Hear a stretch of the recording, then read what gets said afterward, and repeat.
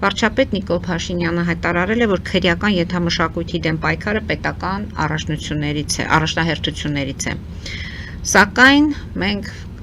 այս վերջին 2 շաբաթվա ընթացքում տեսնում ենք, որ զինված կրակոցներ, սպանություններ հենց Երևանի կենտրոնում, այսինքն դրանք չեն դադարեցվում։ Ինչ է նշանակում սա, կրկին ակտիվացել է այդ քրեական ենթամշակույթը, թե պարզապես իրավական համակարգը ճիշտ չի աշխատում։ Չեն կարողանում կանխել որոշակի, այսպես ասած, մարդկանց գործունեությունը, ինչի հետ է կապված։ Տիկին Պետրոսյան։ Օրինակ, Լևոն Շիրինյանը հայտարարում է, որ գողապետությունն է ակտիվացել եւ հարձակվել է պետության վրա, սա գողապետության սցենարն է։ Դուք ինչ եք կարծում, սա ինչ է, սա քրեական ենթամշակույթ է, սա պարզապես ներքին հաշիվներ է, որ փորձում են իրար հետ լուծել ընտրություններից անմիջապես հետո, որտեղ դա էլ են կապում ընտրությունների հետ։ Մի խոսքով, ինչու է ակտիվացել այս վիճակը, Երևանի կենտրոնում են կրակում, սպանում են 20-ամյա երիտասարդի, մի խոսքով։ Տիկին Պետրոսյան, բերեք նախ շնորհակալություն հարցի համար, ինքը բավականին լուրջ եւ խորիմաստ է եւ ինձ չի թվում, որ մենք կարճ ժամանակաշրջանում այս հարցի հետ կապված մեր ուզած քննարկումը կունենանք, բնականաբար եթե պարզապես ինչու է ակտիվացել իրավիճակը քաղաքում, մարզերում, ընդհանրապես ինչի հետ է։ Ուրեմն իրավիճակը քաղաքում եւ մարզերում լարված է միայն մի բանի համար, որ կեղծ պայքար է տարվում, կեղծ, հիմա կբացատրեմ ինչի համար կեղծ, շինծու, ոչ իրավական, թեկուզ եւ քրեական օրենսգրքում նշված է 4 հոդված քրեական ենթամշակույթի, բարձրագույն աստիճանակարգի եւ բանի դեմ պայքարի, բայց իրականում այդ 4 հոդվածները օգտագործվում են, որպեսզի համայնքներում գոյություն ունեցող բալանսը թուլացնեն։ Հիմա ես կասեմ, որ բալանսի մասն է խոսքը։ Իրականում բոլորս էլ դուք եք բավականին լուրջ պարկեշ տարիք ունեք եւ շատ լավ կհիշեք, որ համայնքներում, թաղերում, երբ որ կային հեղինակություններ, ուրեմն թաղում բավականին լուր էր իրավիճակը, նույնիսկ 2 երիտասարդների միջև վեճը լուծվում էր թաղի հեղինակության, երբեմն շատ է հանդիպել, որ 2 կողմերի ծնողների հետ է միասին հրավիրվել այդ վիճող երեխաները, որպեսզի հետագա բախումները կանխվեն։ Բայց եղել են նաև կոնկրետ բախումներ։ Տիկին Պետրոսյան, նախ ուրեմն իմ համար, որպեսզի չստացվի, որ այսօր Իսանը գովում է, քարոզում է քրեական ենթամշակույթն ու նրա հետևանքները, մենք էլ թույլ չենք տալիս հանցագործություն կատարած անձը, ով քրեական օրենսգրքով, սահմանված կարգով կատարել է հանցագործություն, պետք է կրի պատիժ, բայց հիմա եկեք մենք հասկանանք քրեական օրենսգիրք եւ քրեական ենթամշակույթ։ Ռուսները քրեական ենթամշակույթ չեն ասում, իրանք ասում են մշակույթ։ Ուգալովնա կուլտուրա։ Սա մշակույթի մի մաս է, որը դեռևս շատ վաղուց, դեռևս միջև սովետական միության կարգերի հաստատումը եղել է, կա գոյություն է ունեցել եւ դա վերացնել հնարավոր չէ։ Այնպես ինչպես հնարավոր չէ, որ եթե Նիկոլ Փաշինյանը Կոշի գաղութը քանդեց եւ դարձրեց մեկ այլ տեղ, Կոշի գաղութի հետ կապված եւ իր հիշողությունները, իր հետ սակամերնիկների, նույն պատժախուցի կամ հարևան խցերի կալանավորները չեն հիշում Նիկոլ Փաշինյանին եւ ինքը կարա այդ էջը ջնջի իսպար իր կյանքից։ Սա Կոշի հետ կապված եւ Նիկոլ Փաշինյանի տվյալ ժամանակ որպես կալանավոր եղած ժամանակի հետ կապված Կոշ, հետո եթե չեմ սխալվում արդիկ։ Տիկին Պետրոսյան, եթե չեմ սխալվում, մեր հզոր աշուղներից մեկը շատ լավ խոսք ունի, ես բայն չեմ ասի, թե որ աշուղն է, որ ասում է իմ բանջարը ձեր հանճարին վնաս չի։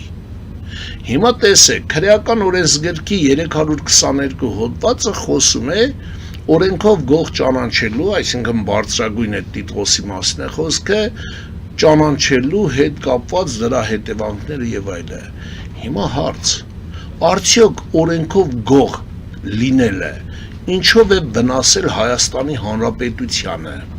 Բացի նրանից, որ կարգավորվել են չգրված օրենքներով, չգրված մշակույթով,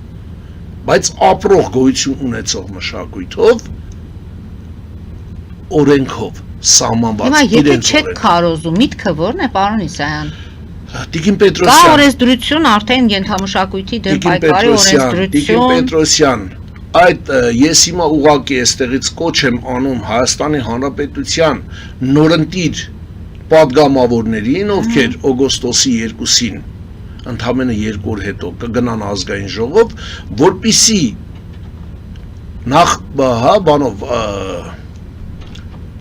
նախաձեռնությամբ հանդես գան, օրենսդրական փոփոխություն իրականացնելու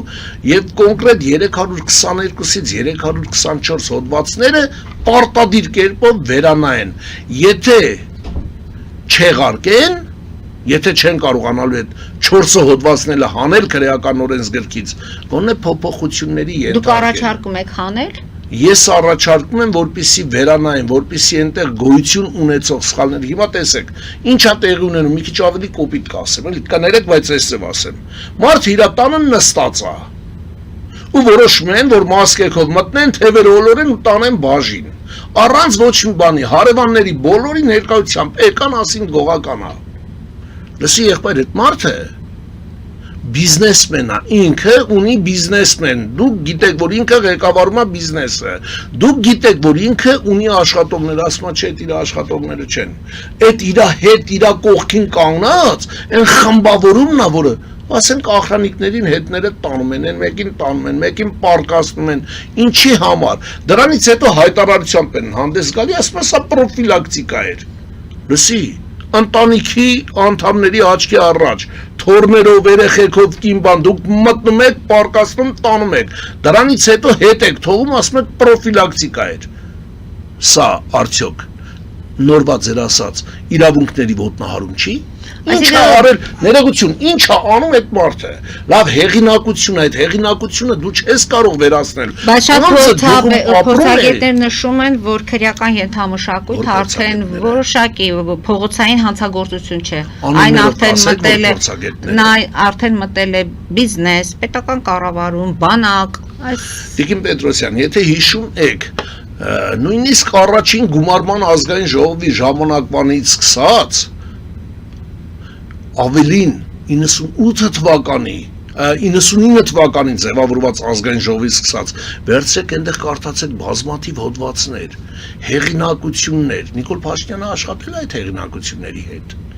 թե ելքի ժամանակ, թե դրանից հետո, թե ԿՓԻ-ով, թե չգիտեմ ինչով աշխատել է, նրանց հետ շփվել է, այսօր Նիկոլ Փաշինյանի թիմի մասնիկ կազմողների հետ կապված տեղի, եղան բազմաթիվ քննարկումներ քանաքերցիտուի սպանության եւ իր տանը տեղի ունեցած կրակոցների հետ կապված անուններ շրջանառվեցին Նիկոլ Փաշինյանի կռուգից, կռուգ ասեմ, էլի ոչ թե իր շրջապատող անձանցից, այլ կռուգից, բազմաթիվ զրույցներ ա գնում, ինչ ա տեղի ունենում, այսինքն եթե անձը ապրել, մեծացել եւ վայելել է հեղինակություն այդ գյուղի մեջ, որտեղ իր խոսքը արժեք ունի, տվյալ տարածքում, շենքում, բակում, թաղամասում, որտեղ իր խոսքը արժեք ունի, ուրեմն իրան կարանք առանց երկար մտածելու, երկու զեկուցագիր, երկու հաշվետվություն, մի երկու հոգի եկան իրանց տան բիսեդքում իրար այդ նարդի խաղացին, լոր կերան, ուրեմն դա դարձավ քրեական ենթամշակույթ կրող անձ, իր կողքի հավաքվողներն, մարդ իր կողքին հավաքում է իր համախոհներին Գործող իշխանությունը իր կողքին հավաքել է եւ տանում է կառավարություն ու ազգային ժողով իր համախոհներին, չէ, իր նմաններին։ Հիմա բնականաբար ձեր կողքին հավաքվելու են ձերպես հայրենասեր, պահվածքով էլեգան կանայք այն թիմը, որի հետ որ դուք մեծ սիրով եւ սուրճ կխմեք եւ կզրուցեք։ Դուք բամբասկոտ կանանց հետ չեք կարող շփվել։ Հիմա եթե թաղում բնակվողները իրար գաղափարապես հասկանում են, խոսքը հարգանքը կշիռ ունի, Բաքում չարություն անողներին ասма չի կարելի, տով չարություն անողների հորն են ասում չի կարելի, սա դարձավ քրեական ենթամշակույթ, լուրջ եք ասում, ու դրա համար կարան գան մտնեն Բաքու, որինում ոնց ուզեն պարկասնեն ու ասեն, դուք ուզում եք բան գնաք, գողական գնաք, գողական այդ ստեղից Աբովյանի բանն է, Կալցևոնա Բալահովիտի, Մարդիկ ապրում են հեղինակություն ձեռք բերելու համար։ Մարդը ապրում է թաղում, ոչ մի անգամ չդատվելով, չդատապարտելով, ժողովուրդը իրան հարգում է, իր խոսքի կշիռ է։ Այդ մարդին հենց պետությունիկն է հանցագործ դարձնում։ Այո, Տիկին Պետրոսյան, այո եւ դարձյալ այո։ Այսօր մենք ունենք բազմաթիվ անձինք, ովքեր որ նստած են քրեակատարողական հիմնարկներում չկատարած հանցանքների համար։ Այսօր Սևան քրեակատարողական հիմնարկի կալանավորի հետ կապված կարող եմ ասել, որ դիմում է գրում 8 ատյանների, որ ինքը չի կատարել հանցագործություն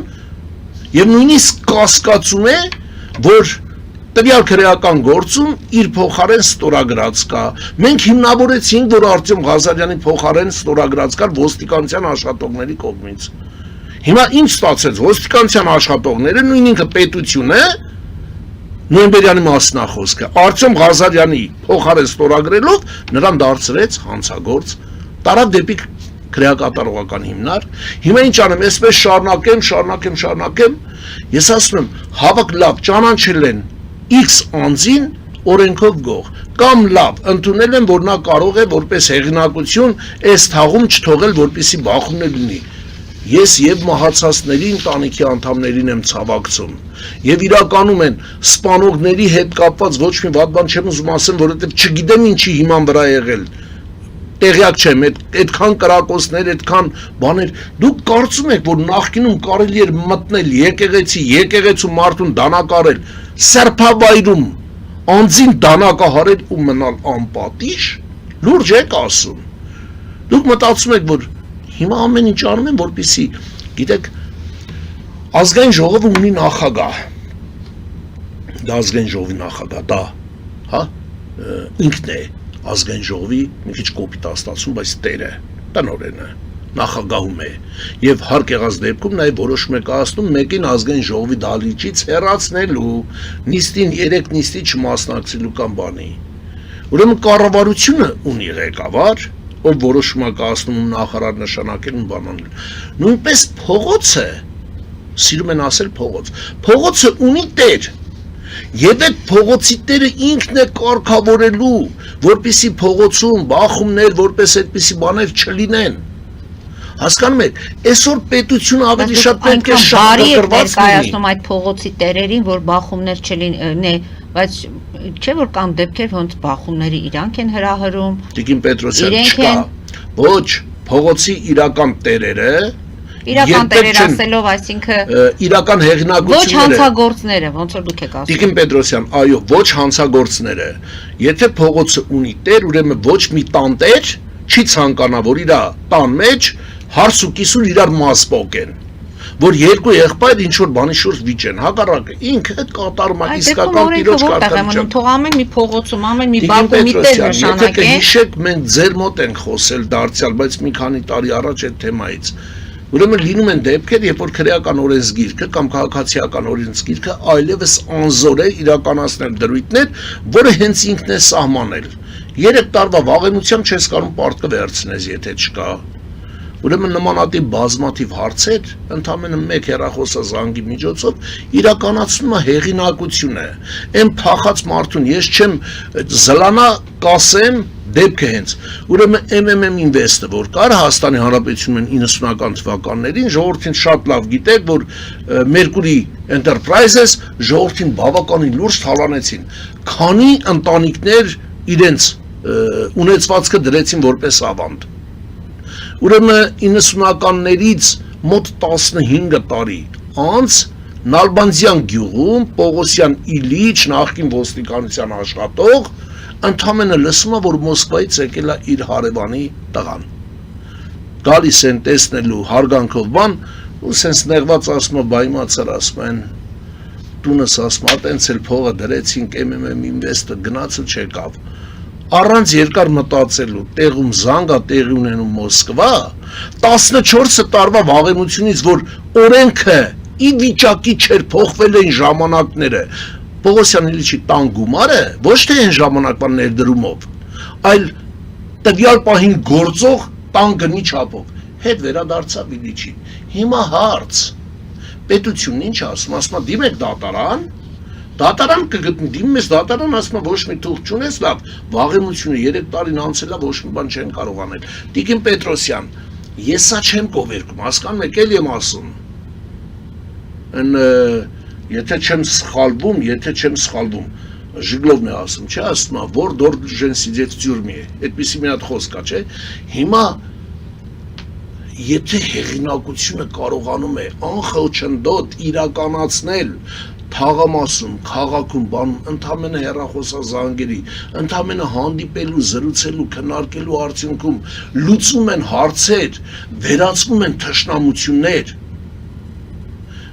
թող գլխավոր դատախազ, ոստիկանապետ, ներքին գործերի նախարար, թող ինձ ասեն, որ այսօր Իսանը սուտ է ասում, երբ որ եզդիական համայնքում տեղի ունեցավ վեճ դանակահարություն եւ այլն, ես փորձել եմ գլխավոր դատախազության եւ նախարարության ներքին գործերի նախարարության միջամտությամբ առաջարկությամբ եմ հանդես եկել, բերեք եզդիների միջև թշնամությունը, որը արդեն 25 տարվա, 29 տարվա վաղեմություն ունի, բերեք ձեր մասնակցությամբ երկու կողմերին հաշտեցնենք, որպեսզի արունը այլևս չհեղվի։ Եվ բնականաբար նրանք չհամաձայնվեցին, որպեսզի մասնակցեն երկու կողմի հանցագործություն կատարած անձանց բարիշելու պրոցեսին։ Դրամալ գոյություն ունի դատարան։ Ոչ, ինչ տեղի ունեցավ։ Մի հատ լավ կարգին հաստ բեղերով եզդի հոպար, ով որ ուներ հարգանք եզդիական համայնքում, հեռախոսով մի 5-6 բեղերով եզդի հոպարների շեխերի հետ խոսած եւ որոշեցին, որ երկու կողմին տանեն հաշտեցման։ Իսկ եզդիական համայնքը դուրս եկավ իր այդ հարգված մեծերի խոսքից եւ գնում է հաշտեցման։ Այսա հեղինակության խոսքի արժեքն է, հասկանում եք ինձ։ Հեղինակություն ունեցող անձին դու չես ընտրում, որ ինքը դառնա հեղինակություն։ Ինքը դա, գիտեք, իր ամբողջ կյանքի ընթացքում իր ապրածով։ Սա շատ վիճելի հարց է, որտեղ այդ հեղինակությունը ասած է ինչ չափորոշիչներով է, դա ձեզ համար կարող է հեղինակությունը, ինձ համար ոչ։ Սա վիճելի հարց է, մենք մեր հաղորդման ժամանակ չենք կարող սա շարունակել։ Ես ասում եմ, հանցագործություն կատարած անձը պետք է դատվի, բայց հանցագործություն չկատարած անձը, լինի դա օրենքով գող, լինի դա թաղային հեղինակություն, լինի դա իրական մաքուր ապրած եւ հասարակության մեջ մեծ ընդունելություն ունեցող հեղինակություն, չպետք է հետապնդվի շինծու գործերով, պրոֆիլակտիկայի համար չպետք է իր ընտանիքի անդամների ներկայությամբ հարցի թոռի գետինը պարկացվի, որպիսի մասկի շոուն իրանեսձև կանդալաս տանի։ Սա անթույլատրելի է, եւ եթե լինեն նմանատիպ դեպքեր, ես անկեղծ եմ ասում, որպես իրավապաշտպան օրենքի ուժով, բնականաբար իրենց ցանկությամբ եւ համաձայնությամբ Այսեր Իսայանը եւ իր համախոթիմը կանգնելու ենք նման մարդկանց իրավունքի կողքին։ Իսկ ես խոսում եմ իսկական հեղինակությունների մասին եւ ոչ թե այն շինծու հեղինակությունների, ում վերջի 8 տարիների ընթացքում ուղղակի լցեցին փողոց, որpիսի թմրանյութը անարգել տարածվի, որpիսի հանցագործությունները մնան անպատիժ, մի հատ բան եմ ասում էլի, տասնյակ դրվագներով կատարող հանցագործություն կատարող անձը Տիկին Պետրոսյան ազատության մեջ հասկանում եք դատախազն ու ոստիկանությունը լավ ոստիկանությունը բռնում բերում է դատախազությունը քննչական մարմինը եւ մնացածը դատարանը սմարտուն ասում են ապեր դու ազատ ես գնա ու հետո մենք լսում ենք եւս 5 դրվագ հանցագործություն նույն անձի կողմից ու հետո տանում են էլի ասում են ապեր դու ազատ ես հիմա արի այսեր Իսայան մի կասկածի որ դատարանը դատախազություն եւ քնչական մարմինը ինչ որ բանով շահագրգռված են ոստիկանը չի քնում գիշեր ցերեկ մանագալի գտնում բերում է բայց արդեն չունի լծակներ այն 10 օրյա ժամկետը ոստիկանության հետաքննության մարմինը հանել են եւ այսօր ուղակի իրավապահ համակարգում sense մի հատ բան հա սարսափելի վիճակ է փողոցում չկա կարգավորողը որտեղ ինքը հետապնդման մեջ է չեղած տեղից հեռախոսային զանգով ինչ որ մեկը եկավ քո տուն գնաց իսկն ստացվում է որ երկու հեղինակություն իրար տուն պետք է չգնան չգան որովհետեւ մի անգամից հատուկ ծառայությունները կարան մտածեն որ իրանք հանդիպեցին որպեսզի քննարկեն հրա հանդիպել են որպեսզի իրար հետ մի հատ նորմալ դեղցիկ կամպոտ ուտեն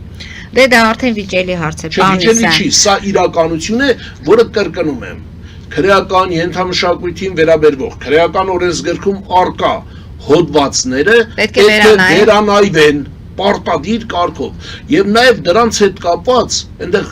քրեական օրենսգրքի տվյալ հոդվածը ունի վերլուծությունների բաժին եւ այդ վերլուծություններում բնականաբար պետք է հստակ նշվի որ ով երբ ուզի չգնա ինչ որ մեկին պարկասնի որոշում կայացնի ասի գնացեք այսօր իսանին պարկացրեք բերեք որովհետեւ ինքը որպես իրավապաշտպան շատ է ակտիվ ես ակտիվ չեմ ես ասում եմ այն ինչը որ բխում է օրենքից իսկ դուք պարտավոր եք հարգել Հայաստանի Հանրապետության օրենքը որը որ ցավոք սրտի իշա ձեզ չեք կատարում